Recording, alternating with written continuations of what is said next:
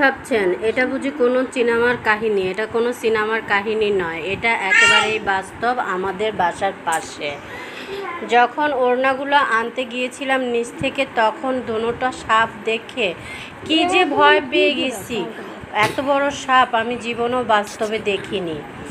যখন বন্যার পানি কমে যায় তখনই এরকম বিষধর সাপগুলো হানা দেয় আপনার বাড়ির আঙিনায়, আশেপাশে। খুবই সাবধানে থাকবেন এরকম পরিস্থিতি থেকে। দেখুন কিভাবে সাপ দুটো খেলা করছে একে অপরের অঙ্গভাবে। এটা দেখে আর নিজের লোভ সামলাতে পারলাম না, অমনিতে ভিডিও করে ফেললাম আর সামনে দাঁড়িয়ে দাঁড়িয়ে উপভোগ করতে লাগলাম। কিন্তু খুব ভয় লাগছিল কখন জানি এসে সবল দিবে। কিন্তু এই সাপ দুটো এমনভাবে অন্তরঙ্গ হয়ে আছে তার